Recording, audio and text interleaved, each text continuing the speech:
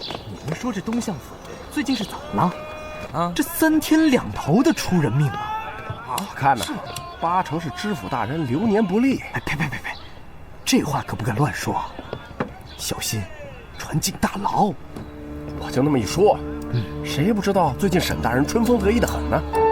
听说他那儿子终于是浪子回头了，还帮他破了不少案子。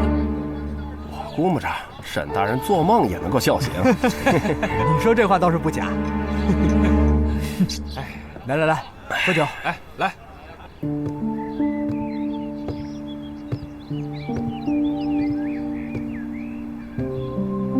一勺啊，怎么样？好点了吗？好多了。爹，你怎么来了？我刚从衙门回来，便来看一勺。爹，今天那户人家怎么样了？哪户人家？就是在街上打架那户人家啊。你怎么知道的？相公去酒楼学雪梨汤的时候，正好遇上了。你到酒楼学做菜？哦。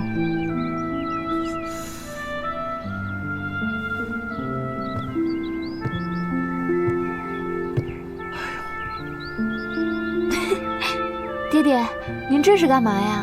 哦，我是看看今天这日头是从哪儿升起来的。哎，爹，你能不能说点正经的呀？啊？好，那我们就说点正经的。爹，我听小结巴说，那个老妇人是被气死的。好端端的一个妇人，身体健康，竟然会被活活气死，这不太可能吧？你觉得蹊跷？我也这么觉得，所以我安排明天就做尸检。你也过来吧。哎，一勺啊，你好好休息，我先回去了。爹爹慢走。爹，慢走啊！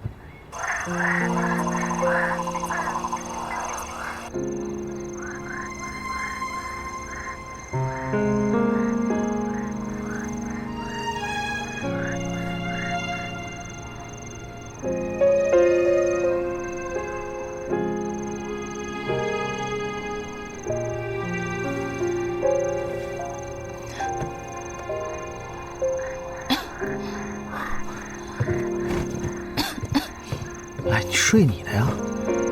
你怎么不睡？我睡不着。为何？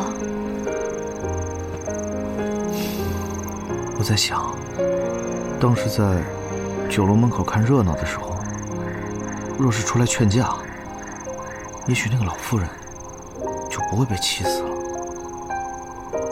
相公是自责自己当时为何不去劝一劝？你想多了。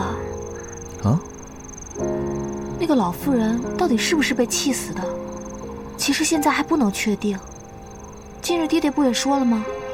那老妇人平日身强体硕的，怎么可能会突然就被气死啊？如果她不是被气死，而是被害死的，那劝与不劝有什么区别呀？可是没什么可是的。就算你自责，那也得等明日验尸结果出来了再说呀。相公这是在庸人自扰。可能我真的是在庸人自扰吧。哎呀，相公不是庸人，相公是好人，只有心地好的人才会这样的。我真的是拿你没辙啊。是不是我做什么事情你都觉得是好的呀？是啊，相公本来就是好的。唉，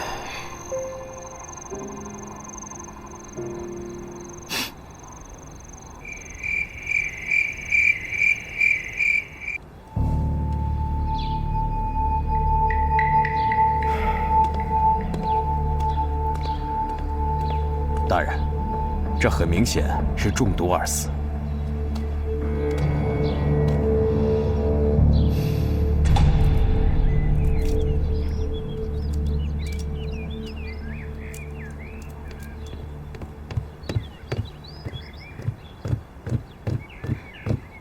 相公，你怎么起来了？病还没好，你拨什么桂圆啊？赶紧躺下。哪有那么娇气啊？再躺下去，我都快发霉了。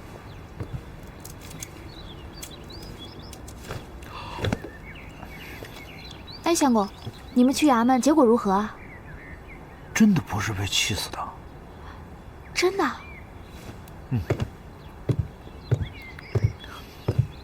仵作说了，验出来是毒死的。爹已经去提审犯人了。那你怎么回来了？没有跟他们一块儿去听审？爹说了，因为是密审，所以这件事情不能宣扬，还不能进。爹让我回来照顾你。我哪里还用得着你照顾啊？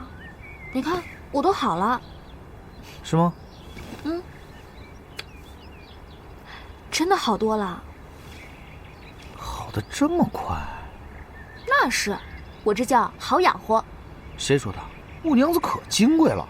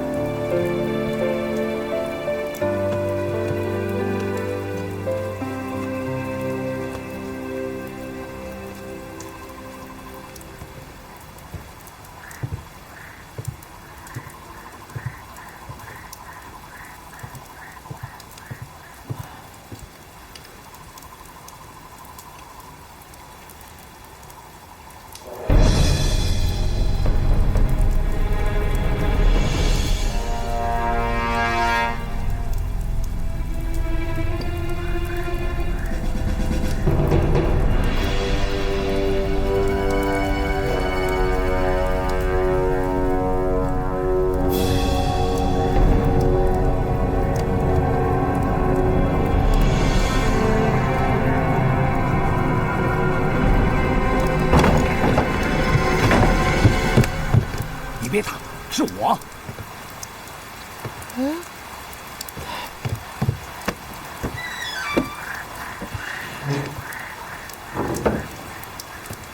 哎，老头儿，我说你怎么来了？大晚上的。我听说那个丫头病了。你怎么知道的？找郎中看过没有？严重不严重？你说话呀！我说你跟他什么关系啊？上次送那个百岁锁也是你专程过来的，对不对？你少啰嗦，我跟你说正事儿呢。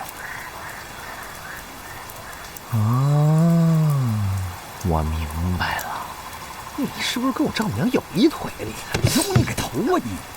干嘛打人呢？你找死啊你！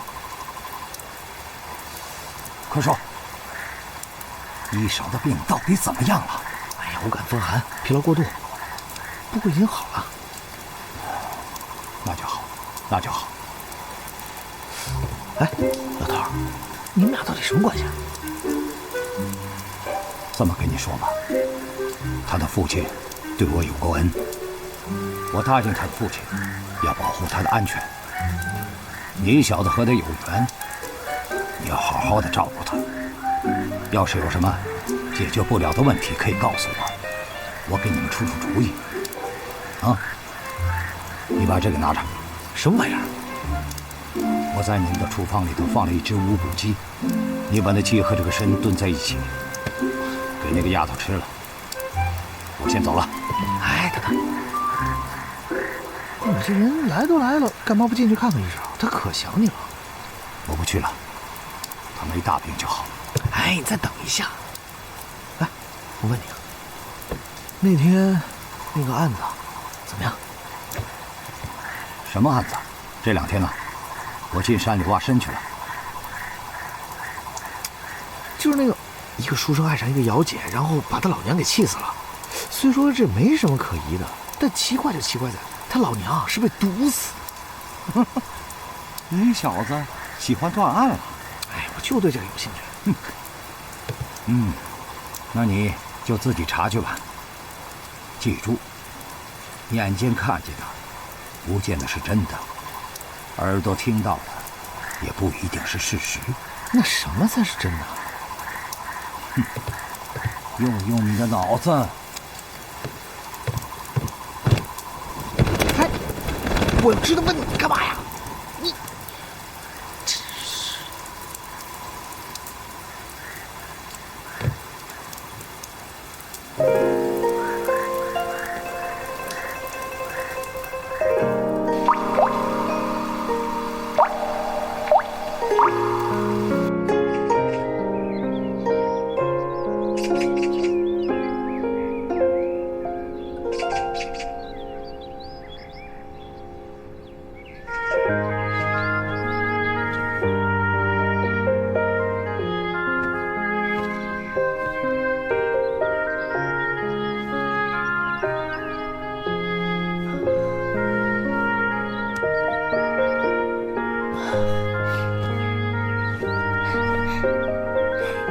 还可以啊，这也可以啊，应该是成了。成什么呀？这一闻就是糊了，这特别难喝。啊，哎，你们仔细闻一闻，是不是糊味？是不是？就是。大清早的，你们笑什么呢？少夫人，这股子味哪儿来的？怎么有点古古怪怪的？我也正奇怪呢，竟然有人把鸡汤熬成了这样。是香锅在里面。我们也是大清早过来才发现的，也不知道少爷在里面捣鼓些什么。我刚刚去拿热水，都被他赶出来了。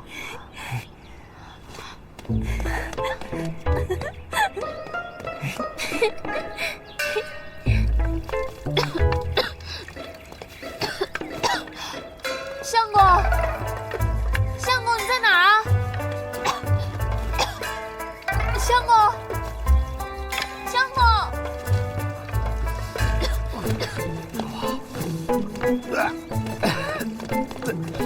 相公，哇，娘子，你醒了。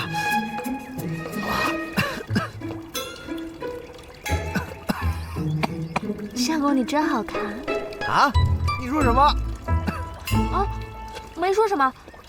相公，你这是在做什么呀？啊，我就是，嗨，这以前呢，我以为啊，这个做饭没什么，原来做饭是需要天分的。哦，我以为这个鸡汤和鸽子汤没什么不同。那个人参我不知道该怎么处置啊，翻了半宿书也没有找到那个所以然。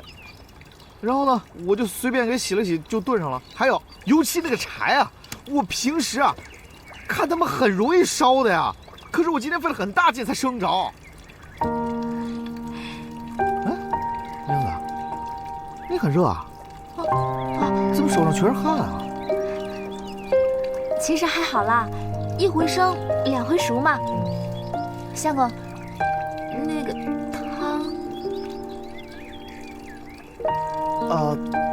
汤啊，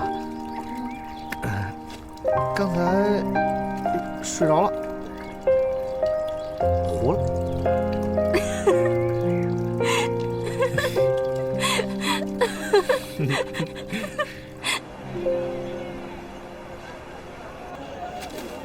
小姐，咱们还有绸缎没买呢。走吧。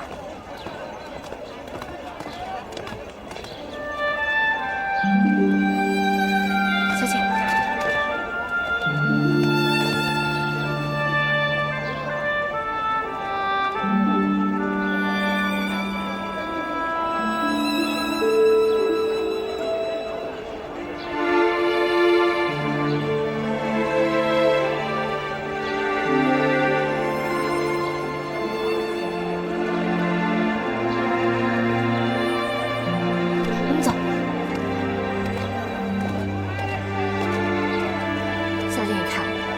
管是人比人得死，货比货得扔。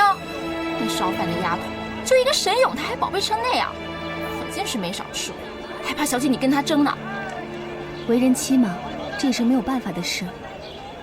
据说这方一勺从小就流浪在外，也不知道识不识字，真可怜。小姐，你就是太好心肠了，你管他做什么呢？没见他刚刚还凶巴巴地瞪你呢。别这么说，这次父亲和兄长做的也挺过分的。你想着沈勇放荡不羁，万一日后变了心，你让这一勺姑娘可如何是好呀？这么说起来，今儿还真应该谢谢那丫头，多亏了她，小姐才不用嫁到沈府去。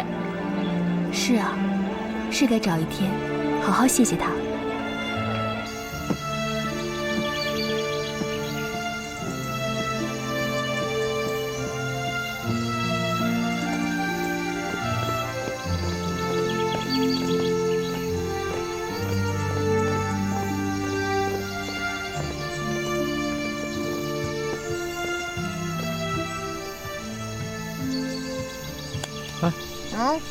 老头呢？出门了。哪儿去了？我师傅有事儿回老家，半个月才能回来。他说让你每天都照着这本全谱练。啊，还有你们得管我饭啊。行了，走吧。去哪儿？去我家。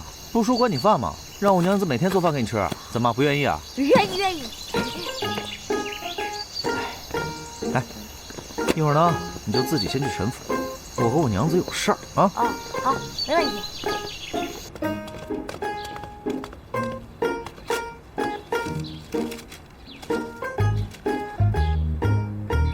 看不懂。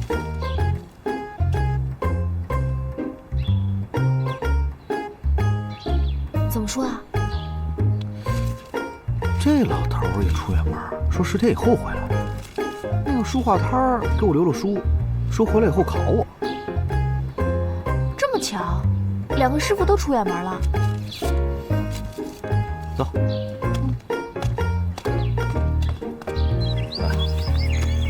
谢谢啊。哎，没事。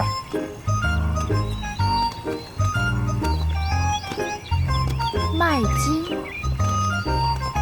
太平什么方？相公，这什么书啊？我怎么觉得像医书？哎呀，我又不当郎中，让我看什么医书啊？真是。哎呀，多学一样也是好的嘛，技多不压身。哎，相公你热不热啊？我帮你拿一半吧。哎，不用，天这么热，拿这书遮一下。还是相公聪明。还热死我了。就是太热了。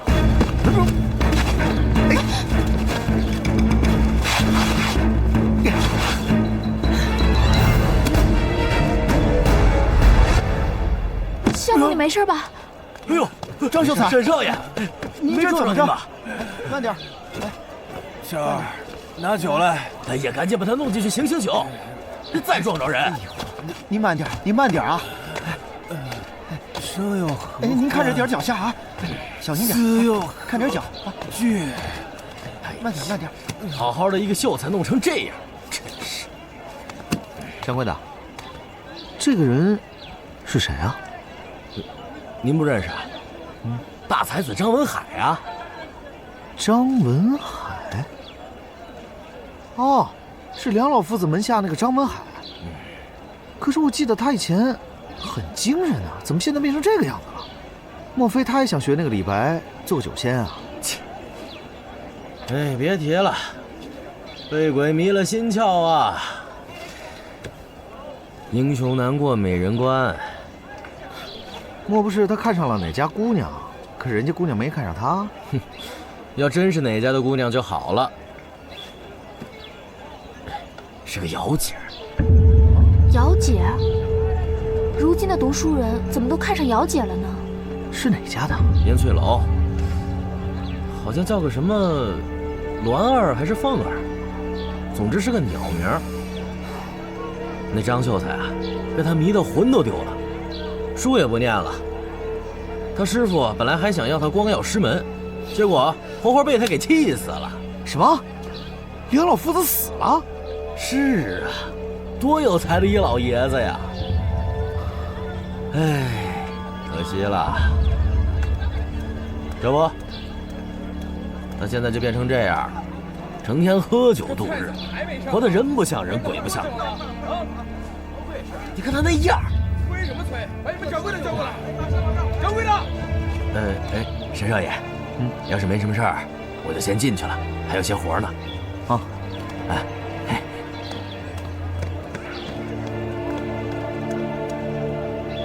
相公，你之前跟我说，我还不太相信，如今这贾大华还真跟以前不一样了。谁知道呢？也许是跟我一样，洗心革面，重新做人吧。哎，娘子，你觉得那个张文海跟前几天气死了娘的那个书生像吗？挺像的，只不过这个秀才少了个娘子。梁老夫子七老八十了，被气死是很有可能的。怎么之前没听说过这档子事儿呢？家丑不可外扬吧，也不是什么光彩的事儿。不过那秀才挺可惜的。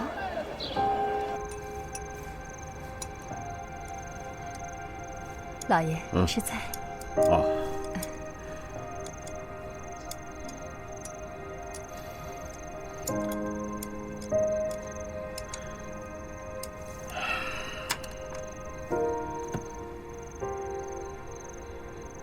爹爹，是不是饭菜不可口啊？啊，怎么会呢？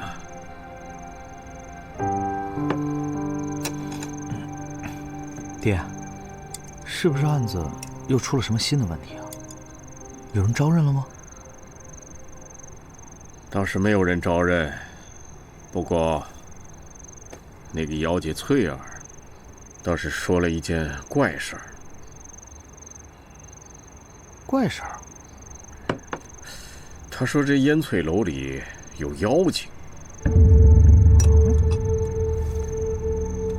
之前啊，就有好几个姚姐儿被读书人给看上了，然后这些读书人家里的长辈就肯定有一个人会横死，而且大部分是被气死的。啊？这么邪乎啊？哎呀，他说这些读书人一到烟翠楼就会被姚姐迷得神魂颠倒的，要么是不读书了，要么是跟家里吵着非要给姚姐赎身啊。更有甚者，昨天那个秀才宁可要休掉自己的结发妻子，也要把那个姚姐娶回家。而且这些人家里的长辈啊，因为之前都是大概70左右的，可能被他们气死没有人怀疑，但是昨天被气死的那个实在是太年轻了，所以我才会想到要验尸，结果他竟然是被毒死的。那若是昨日仵作没有验尸，那这个案子不就不了了之了吗？我想肯定是这样的。那个妇人是死在了大街上，所以引起了官府的怀疑。若是她也死在家中，恐怕家里人又会以为她是被气死的。所以爹爹是怀疑那其他几位老人也并非单纯是被气死的。有1、2个人被气死，那还是偶然，每一个都是被气死，这也太蹊跷了吧。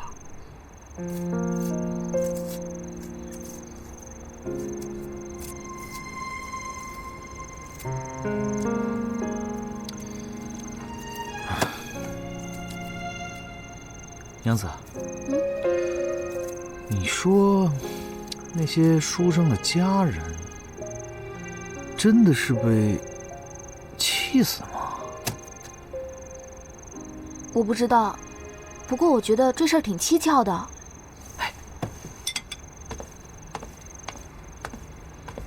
我们现在去查案怎么样？你想去烟翠楼啊？不许去！傻丫头，吃什么飞醋啊？我才不去呢。那你要如何查呀？我们想办法查查那个张书生，怎么样？那个书生现在是个酒疯子，怎么查呀？再说了，喝醉酒的人说话是不讲道理的。你没听他说什么呀？他说生又何欢，死又何惧，证明他呀活得已经没意思了。喝醉了更好问话。你是想趁他喝醉了问他？去试试啊，说不定有什么收获呢。爹查案那是明面上的，咱们查案走的是野路子嘛。行，明日我们就去。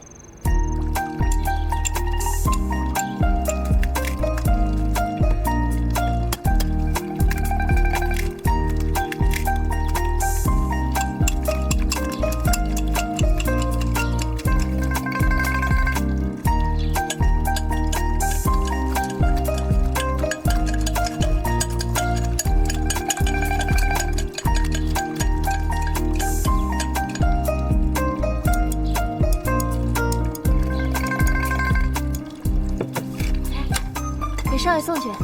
哎，小娘子，少不了你的。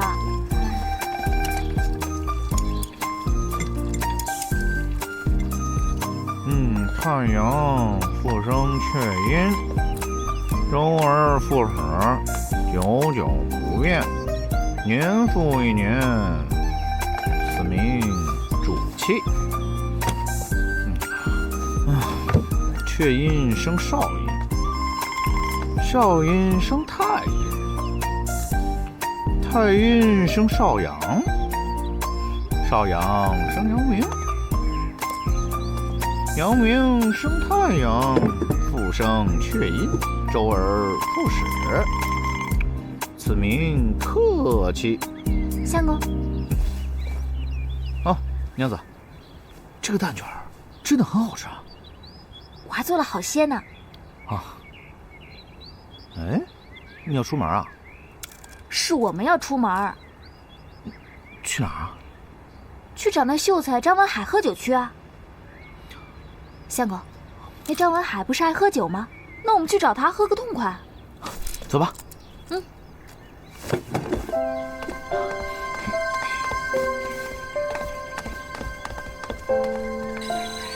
那个梁园啊，以前是梁老夫子的宅子。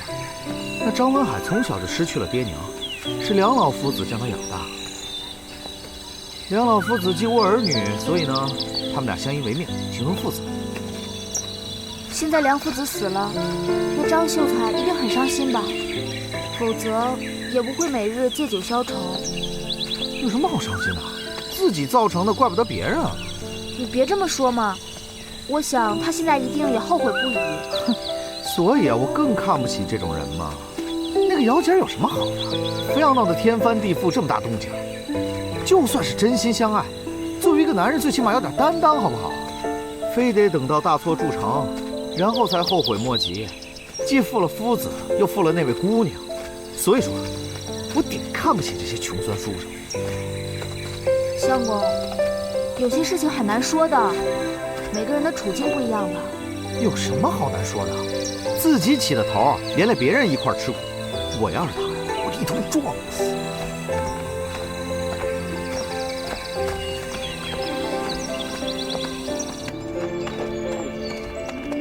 相公，应该就是这里了。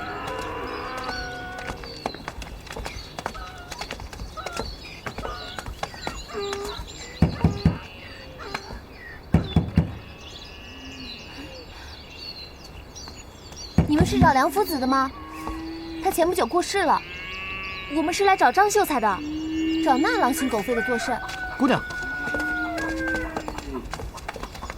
姑娘，等等，我是梁夫子的学生，听说夫子已经去世了，所以过来想找那个书生讨个说法。你们若是找他算账，那就算了吧。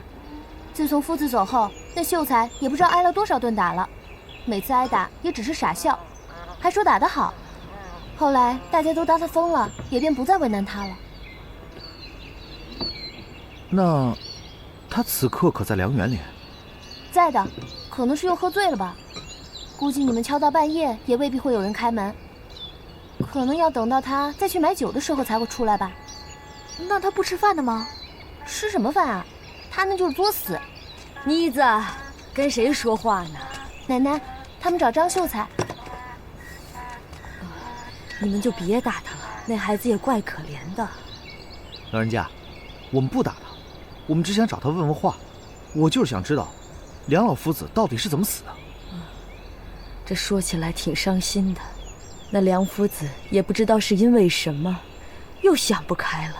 之前他跟我说他想开了，不就是爱上了个姚姐吗？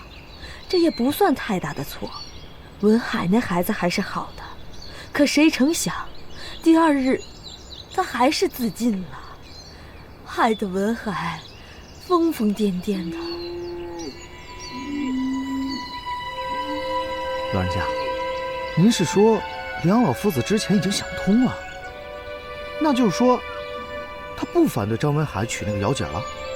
是啊，我和夫子也经常在院里坐坐，也说说闲话。那夫子对文海要求甚严，但心里边啊也疼爱得很。再说了，谁没打年轻时候过过呢？这感情的事儿，没有什么应该不应该的，只有喜欢不喜欢。那梁夫子开始为什么要反对呢？那还不是害怕他只是一时起意，日后会后悔吗？梁夫子说了，既然文海他想清楚了，就随他去吧。儿孙自有儿孙福，这样是他的原话。可谁知道他为何第二日就吊死了呢？那老人家，那个姚姐呢？后来怎么样？听人家说，那个姚姐叫鸾儿。梁夫子出事儿了以后，那秀才就不再见他了。再加上这千夫所指，他呀就投河了。也死了？那倒是没有，据说是被人给救活了。那秀才本来就给他准备好了赎身的银子，出了这档子事儿后，秀才觉得愧对那栾姑娘，就还是把她赎出来了。可那姑娘的心死了，她呀就上了长乐庵了，就去做尼姑了。好好的一个姑娘，怎么就把头发给剃了呢？这我就不知道了，怕是她再也不想来见张秀才了吧？怎么会这样呢？本来是一段姻缘呢。我见过那鸾儿，可好看了，声音也好听。她在良园里头弹过琴，唱过小曲儿，那嗓子跟黄鹂鸟似的，难怪张秀才喜欢她呢。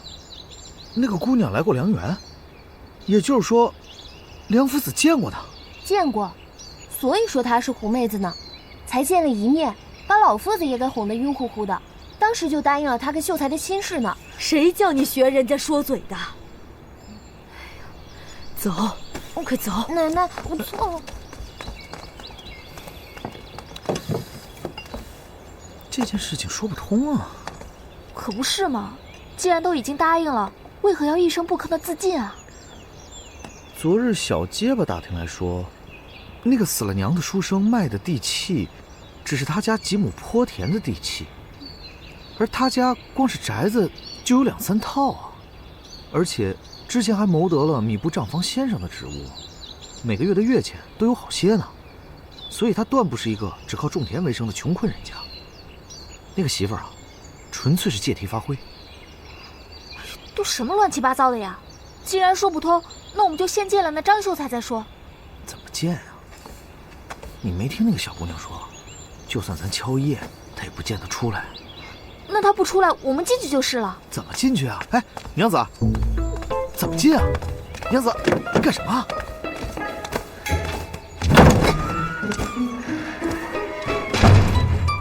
走吧，相公。好脚法。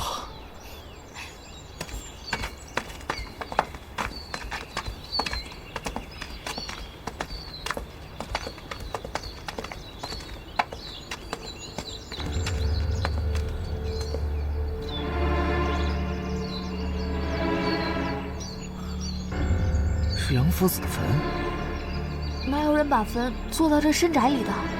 多晦气啊！难道这个秀才真是疯了不成啊？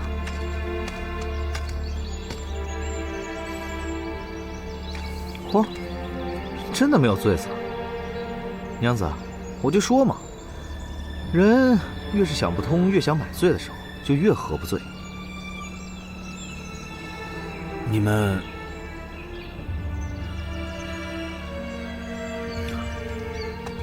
我们想找你问点事情。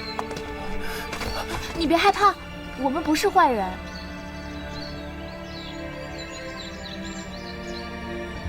我记得我出去的时候拴过门，你们怎么进来的？知道害怕，说明还没疯。出了事情就只知道喝酒买醉，算什么男人？想问什么？问吧。我想问一下，关于梁夫子的死，是我气死的。你是何人？梁夫子生前的时候教过我几人。要杀要剐，随便吧。我们不是来打你的，你别急，听我们把话说完。我们坐下说吧。走吧。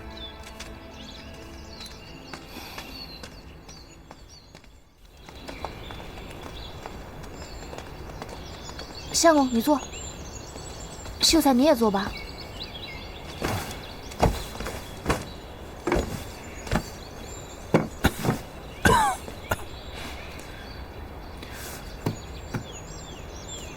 你有没有听说过前几日城里头，一个书生为了赎烟翠楼里的姑娘，气死了他娘的事情？还有比我更不识东西的人啊！何止有啊，还不止一个呢。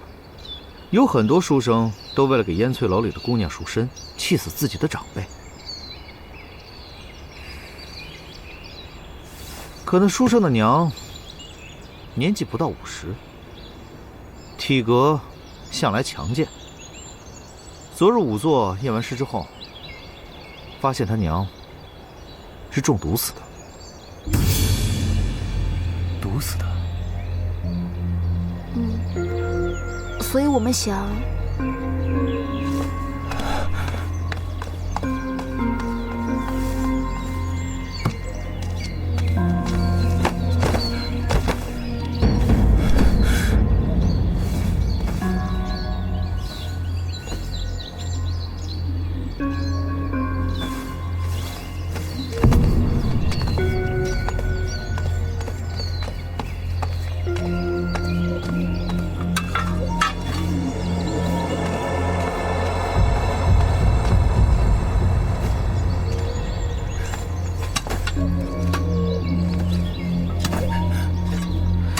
娘子，借手帕一口。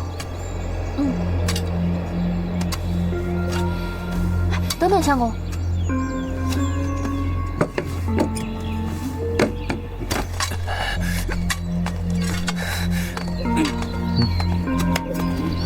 等一下，相公。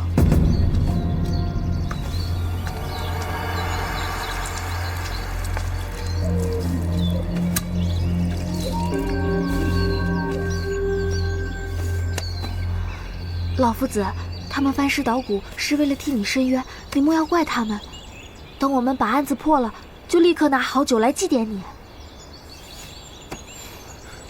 哎，你先坐下吃点东西吧。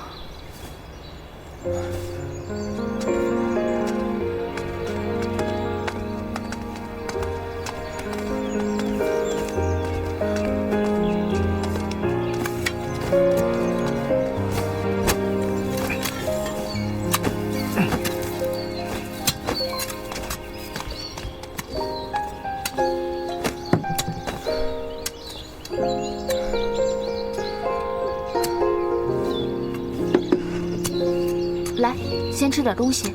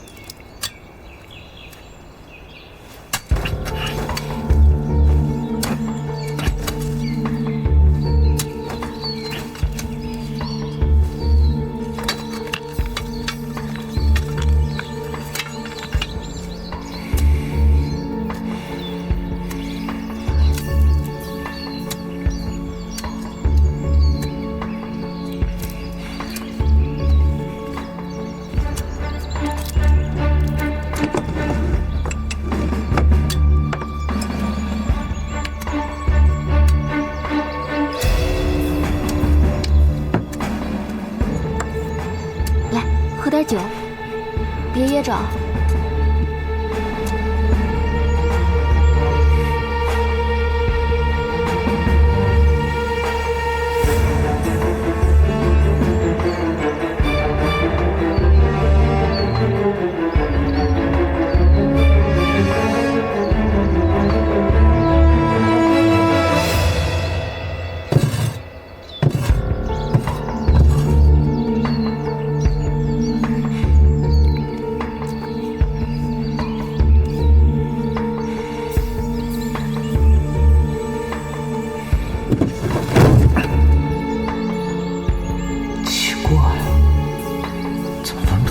臭！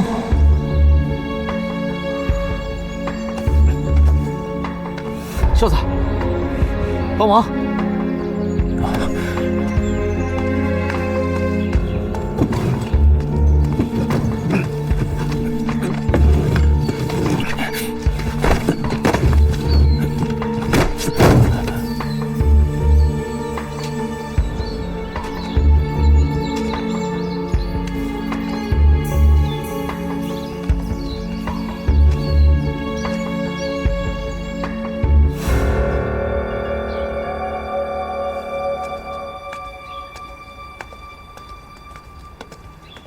大人，也是中毒死的。知道了，你回去吧。是。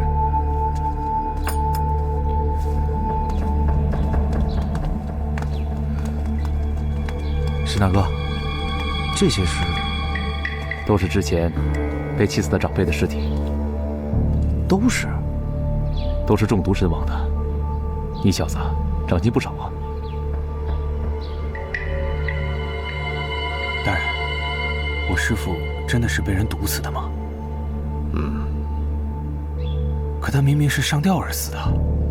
那是假象，是有人想让你觉得你师父是自杀，而非中毒。可是人都已经死了，为何还要这么麻烦？你看这些尸体，有撞墙的，有跳河的，但是真正的死因都是毒发身亡，不过是被人做了手脚而已。难怪，如果他们都是被人活活气死，难免会惹人怀疑。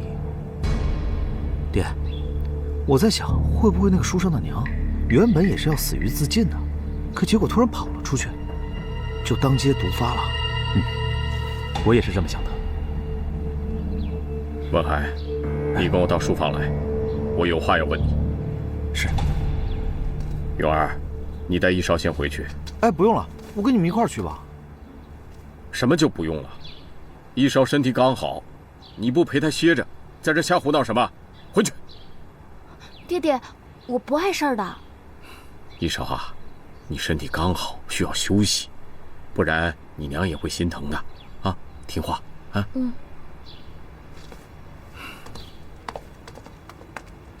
变脸也忒快了吧？练过吧？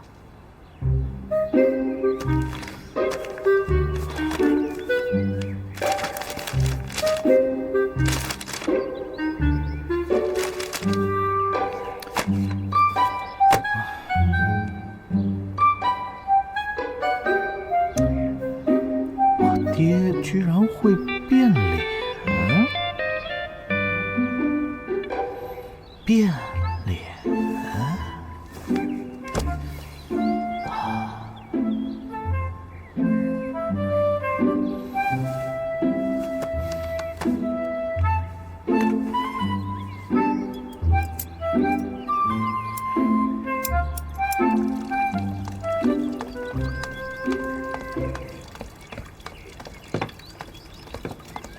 娘子，哎，这是在做什么呀？芝麻饼和汤火烧啊。不都是饼吗？有什么区别啊？当然有区别了。你看，这有芝麻的是烧饼，没有的呀是火烧。这么麻烦啊？吃到肚里不都一样吗？还挺好吃的。哎，娘子，你看，这是谁啊？啊，会变脸。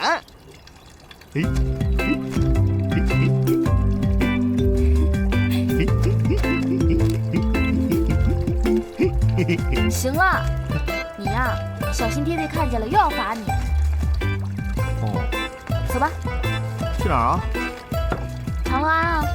少夫人，快收起来。少夫人，您找我啊？石头，一会儿带你去趟长乐安。知道你在家里待不住，一会儿啊，我们去长乐安见一下那栾二姑娘，可好？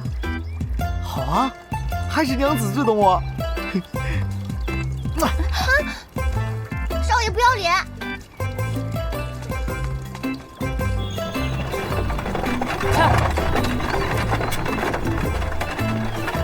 恰！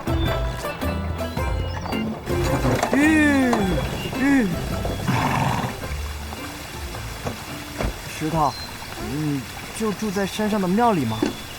对啊，就是静怡师傅把我养大的。怎么了？没什么。那你不就是个小尼姑？这可不好。尼姑怎么了？哪里不好了？当然不好了。你知道这世上哪2种姑娘最难嫁人吗？尼姑、姚姐儿。哼，你胡说什么呀？我说的都是实话嘛。再说了，你现在也不是小尼姑，你急什么呀？讨厌，不理你了。石头，等等我！石头，你慢点儿！怎么了，相公？我觉得他说的挺有趣的。哪有什么趣啊？只是个人偏见而已，容不得一丝清净。姚姐不行，尼姑也不行。对啊，这就是有趣的地方。这姚姐儿不受人待见，我是理解的。大家待见的都是那些贞洁烈女，那些放浪形骸的自然是不受人待见。可是这尼姑大多都是贞洁烈女，为何也不受人待见？相公，你这话说的好没根据啊！谁说姚姐就一定放浪形骸了？当然了，我以前在那个飘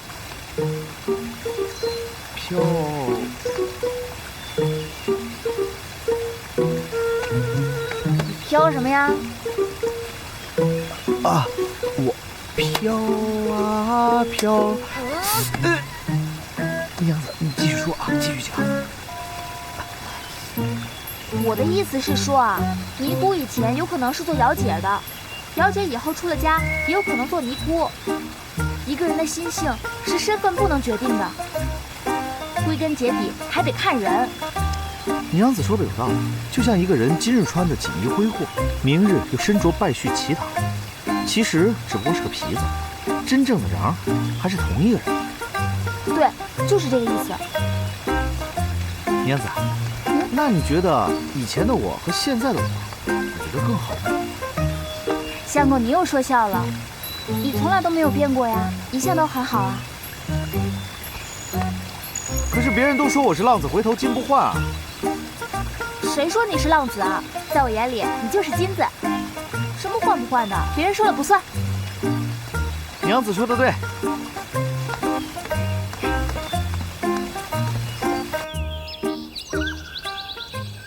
师太，我们冒昧前来，打扰了。无妨，二位施主还把石头带来了，贫尼甚是欢喜。我们此次前来，是有件事情想请师太帮忙。施主请讲。听闻之前有一个叫栾儿的姑娘入了长乐庵，确有此人。我一早便猜到你们是为她而来。师太，栾儿姑娘现在可还在庙中？在。我记得她当初来的时候心事重重，一来就想剃度，可是这剃度并非小事，一旦剃度便没有回头路了。所以我便收她为俗家弟子，就让她住在后院，每日做些蜡烛，折些纸花。师太有没有听闻，近日东相府发生的一些案子？我本是出家人，又被罚在这禅堂思过，本不应该过问这世俗之事。不过这里出入的人很多，我便听闻了些许。难道这姑娘是？正是。难怪我问她什么，她都不肯多说，最多只是说一句罪孽深重。都怪那幕后作怪之人。那栾二姑娘和张文海本可以有情人终成眷属，如今却形同陌路，让人情何以堪？应该喊那个张文海一块儿过来，可是他似乎在怕什么，只说等等。为何？既然已经查出来梁夫子是被他人所杀，那么栾二姑娘和张文海又是自由之身了，为何他不肯来啊？那个秀才现在落魄得很，可能是想自己打点得好一点，再过来迎接姑娘。什么想法啊？真是古怪。那有什么古怪的？男人都不喜欢在自己心爱的人面前丢脸，总想把自己弄得出人头地，然后风风光光的过来接姑娘，就和你们姑娘都喜欢把自己打扮得漂漂亮亮的再去见情郎是一个道理啊。谁说的呀？那只是你们自己的想法罢了。哪个姑娘会喜欢这种心思啊？不是吗？自然不是。要打扮得漂漂亮亮的，需要几个时辰啊？花1-2个时辰就能画出个花来。可是真的要风尘仆仆、衣锦还乡，又要多久啊？少则1年半载，多则3年5年。到时候啊，妙龄少女都变成他人妇了。若是这个案子查个10天半个月的，等查清楚了，那张文海再来接栾二姑娘，那到时候栾二姑娘要说动了金银师太，把头发剃了呢？那可就糟了。这剃头之前和剃头之后心态是完全不一样的，到时候就真的无力挽回了。是啊，男人总怕在女人面前丢丑，其实啊是怕自己失了面子，女人会看清自己。其实大可不必这样的。若是在狂风暴雨之中去接心爱的姑娘，弄得狼狈不堪，和等到平平静静风和日丽，一身锦衣再去接那个姑娘，哪个更让人心动啊？好像是这样的道理啊。没想到少夫人看得如此通透。不是我，是我娘。我爹在世的时候常说，我娘看得比谁都清楚。想必令尊令堂也是不凡之人，如果有幸能一续的话，也算是妙事。可是他们都已经去世了。阿弥陀佛，恕皮尼失言，让施主伤心了。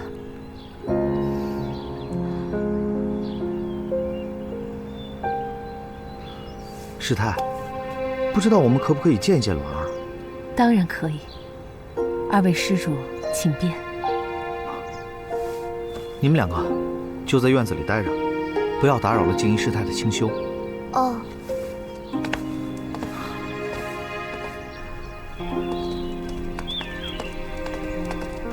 相公，你看，那就是栾儿吧？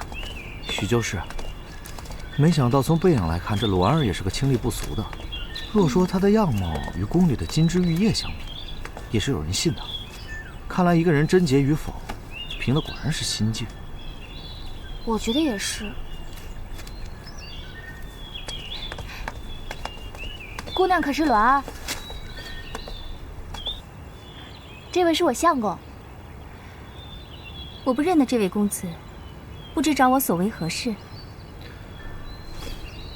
梁老夫子。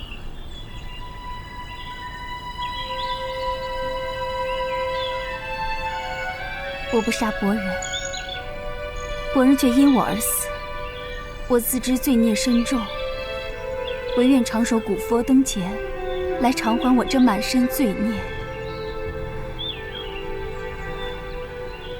如果公子只责羞辱之词，大可不必特意走这一遭。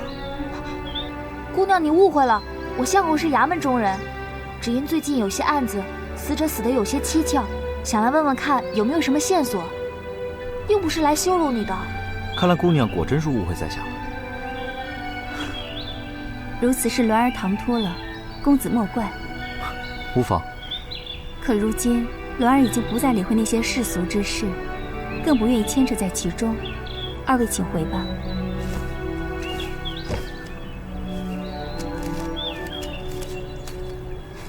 姑娘这是在做什么呀？佛门清苦，做些纸花维持生计罢了。也是啊，佛门清苦，哪怕香火再旺，佛门中人也不可不劳而获，平日里也要做些香蜡烛火和纸花来维持生计，时不时还要下山化缘。就算皈依我佛，人要活下去，也还是离不开世俗的。我说的可对？你们想问什么？问吧。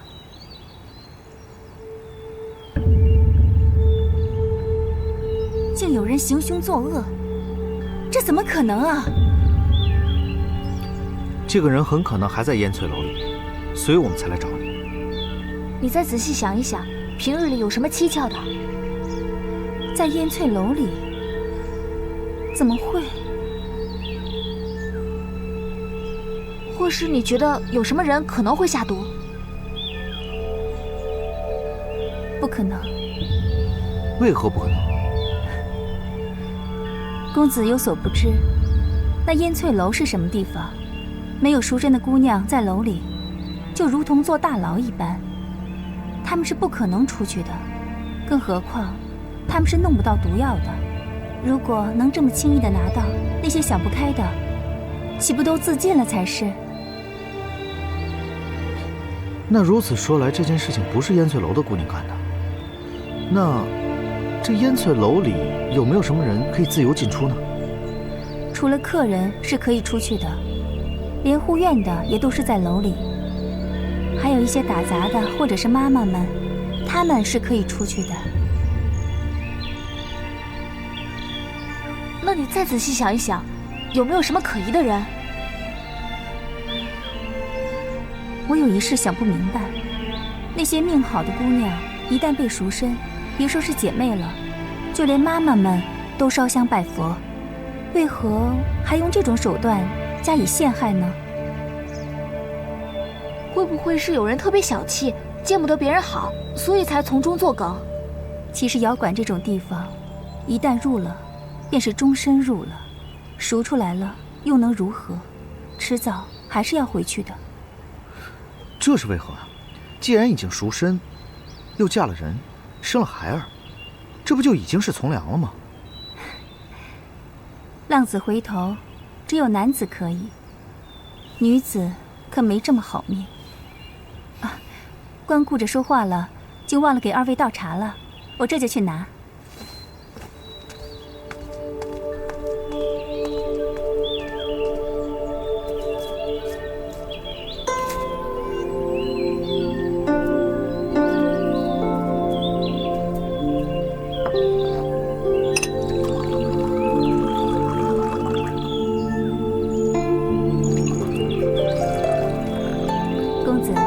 尝尝这洛春茶，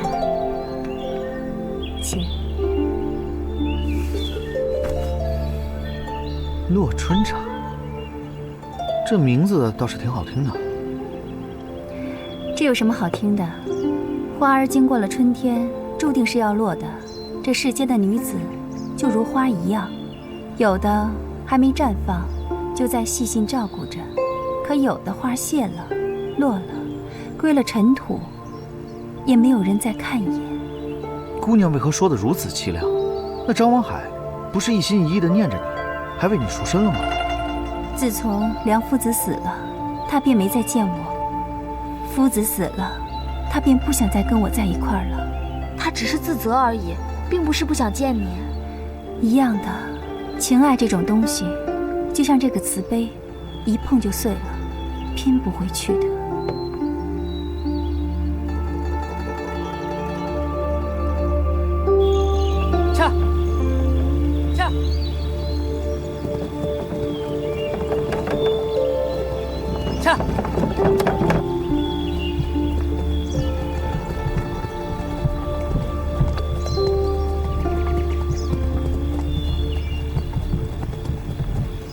相公，相公啊，在想什么？我在想，栾儿大体上是怨恨张文海的。也许是吧。这种事情，多少都会怨的。可那卖了地契的书生，还有那些失去亲人的人，多少也是会怨恨的，只是他们不知道该怨恨谁，到底是自己，还是那些曾经深爱过的人。罗儿说的没错，这情爱啊，确实比瓷器要脆得多。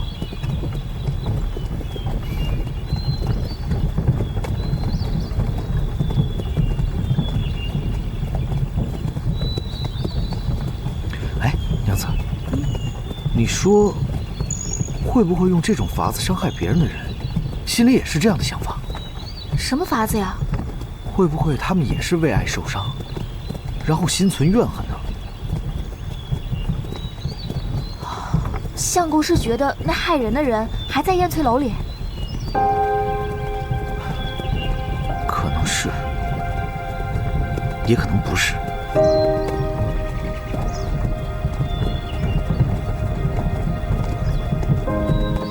枪！枪！枪！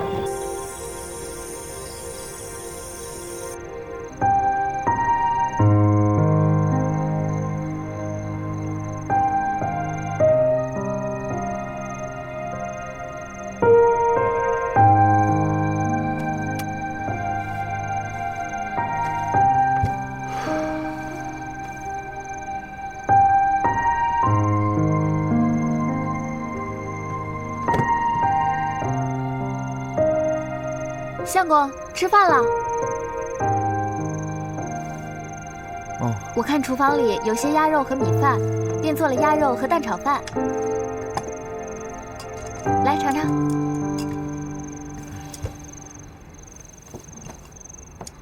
相公。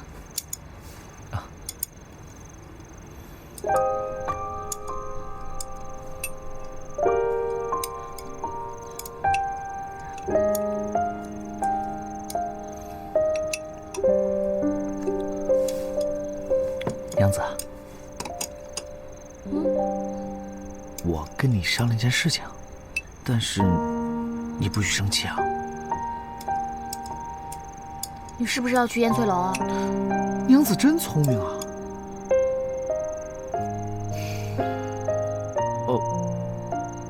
但是我不是去玩的，我是去查案的。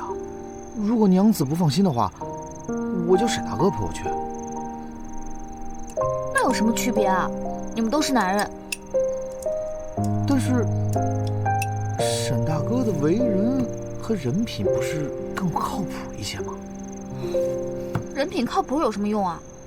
反正在你们男人眼里啊，只要看见漂亮的女人都会心动，即使心里面只有一个，那眼里也有好几个。我娘告诉我的。那我去了不看女人，只看男人总可以了吧？你去窑馆只看男人啊？你不怕别人以为你是什么呀？反正不管，不许去。既然娘子不让我去，那我就不去了。当真啊？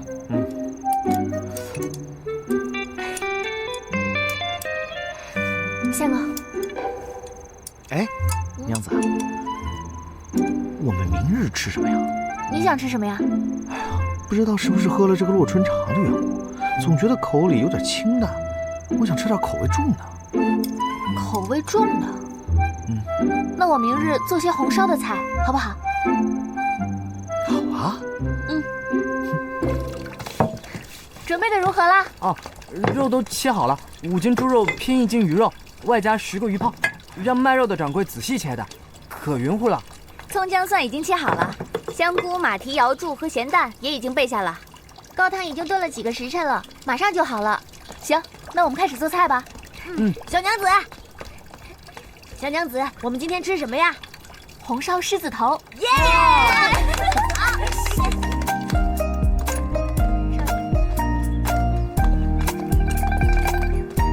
爹，娘，衣服好，不是，坐吧。哦。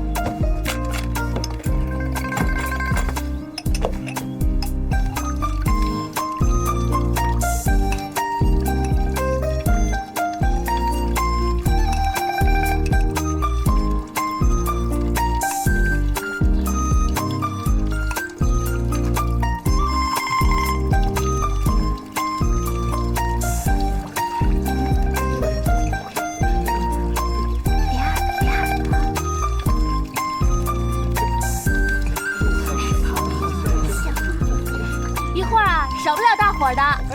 好，石头，你去看看火烧起来没有？好。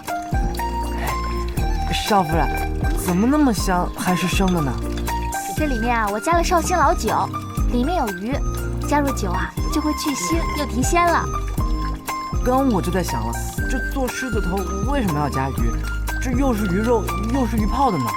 当然要加啦，这好不好吃啊？关键就在这鱼肉上面了。哦，所以我想，如果这个人不是烟翠楼里的人，那就应该是常去的人。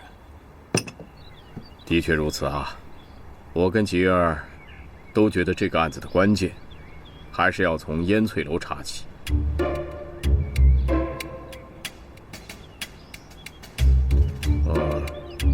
不过我跟吉儿还要查另外几个死者，我看你要是有空的话，就跑一趟烟翠楼吧。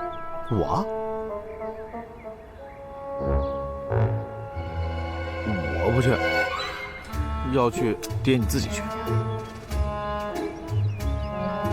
既然如此，那我说吉儿啊，义父，你别看着我下午还得去死者家找线索，这时间不早了，我得先走了。吉儿，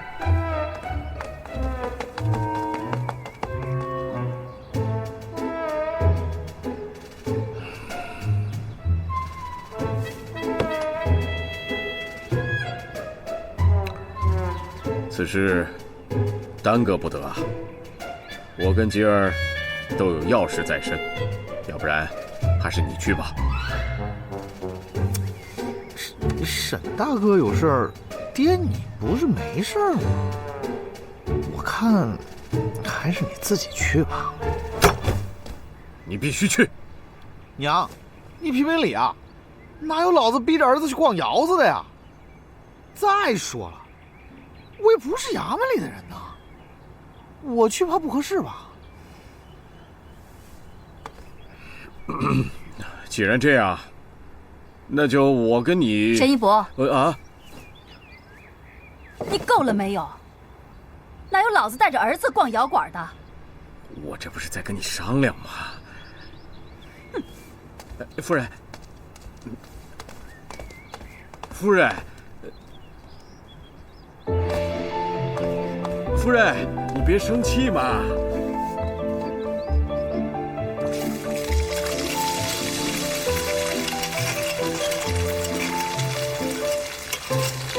哎，少夫人，这里面为什么要放鱼肉啊？鱼肉和猪肉的口感啊本来就不同，如果都是猪瘦肉的话，太硬了且又塞牙；肥肉又太过油腻了。狮子头啊本来口感就已经很厚重了，太油腻就不好吃了。鱼肉可替代肥肉，又不会腻。将这猪肉和鱼肉放在一块儿，再用鱼泡调调味儿，做出来的狮子头啊口感爽滑，就很有嚼劲了。小娘子，快别说了，我们几时才能吃上？好饭不怕晚，急什么呀？你就知道吃。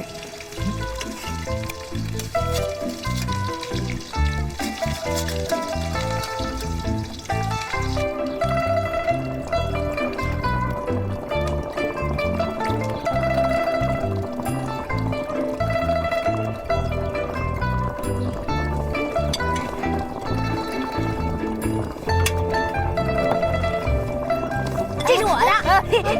等会儿，还有我的呢。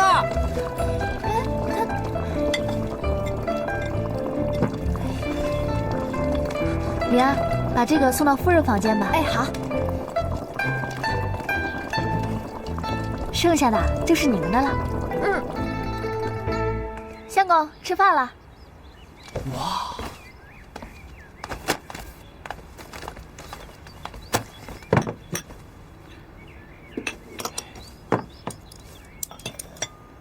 趁热先喝口汤。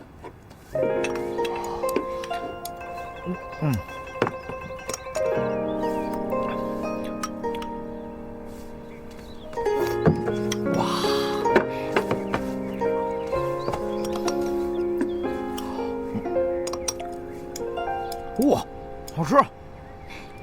再尝尝这个。好吃啊！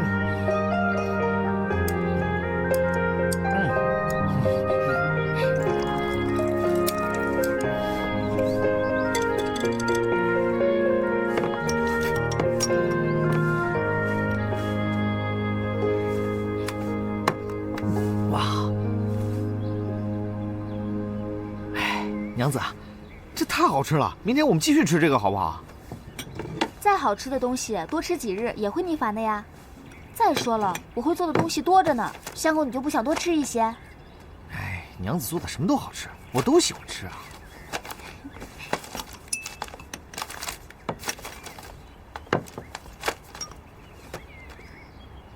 香狗，嗯，一会儿我们去烟翠楼查案子吧。真的？你信我？不信？娘子啊，你要是不想让我去呢，我就不去，不要紧的。不过我若是不让你去，你肯定会整日惦记着。再说了，这是人命案子，也不是闹着玩的。不过啊，你去我不放心，所以，我和你一起逛窑子。香狗，你没事吧？